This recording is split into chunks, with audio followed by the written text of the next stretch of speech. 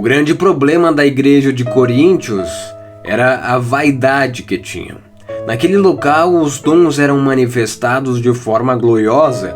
No entanto, havia competições de quem era o melhor ou quem tinha os melhores dons.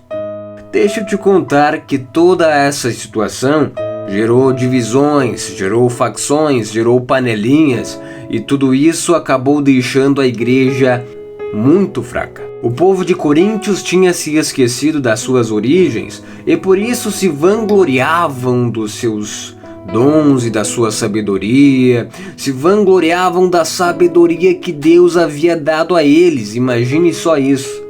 Paulo deixa claro que eram poucos os sábios segundo o padrão humano, poucos eram os poderosos ou tinham nobreza em seu sangue. Ou seja, aquele povo estavam se achando a tampa da Coca-Cola. Sabe quando nós nos esquecemos tão rápido do que nós éramos e de quem nós éramos antes de Cristo, gera uma arrogância que nos acaba afastando nós de Deus e gera também uma religiosidade. É como se nós fôssemos à igreja para bater ponto lá. Paulo orientou aos coríntios na época, assim como está falando para todo o corpo de Cristo hoje. Deus escolheu as coisas insignificantes desse mundo. Deus escolheu aquelas coisas desprezadas, as pessoas que não tinham valor para o mundo. Deus escolheu aquelas pessoas que não sabiam o que fazer, não sabiam que direção tomar. Deus escolheu essas pessoas para confundir as pessoas sábias.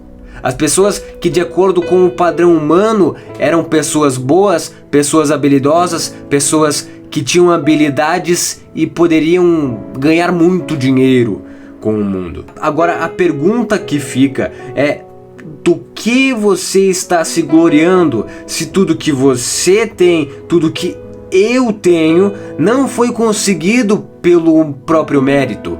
O Senhor nos tirou do lixo, então Ele nos deu a salvação, sem nós ao menos merecer ou até mesmo em muitos casos buscar essa salvação. Ele nos escolheu primeiro, Ele nos amou primeiro. Pense que antes de nós sermos resgatados por Cristo, tudo que nós fazíamos era à toa. Tudo que nós fazíamos era desagradável aos olhos de Deus. Era pecado, porque o pecado está no coração do homem. E Cristo vem nos tirar esse pecado e colocar o seu próprio coração dentro do nosso coração. Se nós formos analisar os discípulos de Cristo, um simples pescador, o outro era publicano. Essas pessoas, em sua maioria, não eram benquistas pela sociedade, pois não tinham conhecimento. O conhecimento que os fariseus, por exemplo, possuíam. Para os seguidores de Cristo, na igreja primitiva, tudo que tinham era pela graça de Deus. Tudo que essas pessoas tinham eram pela graça de Deus, ou seja, pelo poder de Deus. E isso nos leva a uma reflexão.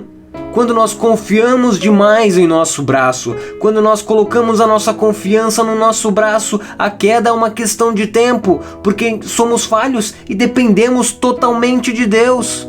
A partir do momento em que a nossa confiança está no Senhor, aí nós temos a certeza de onde nós viemos e para onde nós estamos indo. A partir daí nós compreendemos que nós não somos nada, que nós fomos criados com o pó.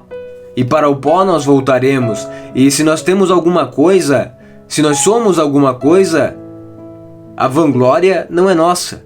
A vanglória deve ser dada àquele que merece a vanglória, que é Cristo Jesus, que é Deus, que é o Espírito Santo. Te convidamos hoje a olhar para trás e lembrar de onde Deus te tirou. Somente assim a nossa verdadeira identidade, que está em Cristo, será moldada, conforme a vontade dele.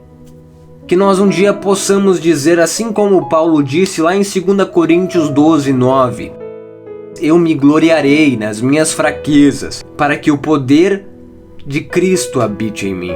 Esse deve ser o verdadeiro motivo da nossa glória, porque somente assim nós poderemos manifestar o real poder que Cristo nos dá através do Espírito Santo.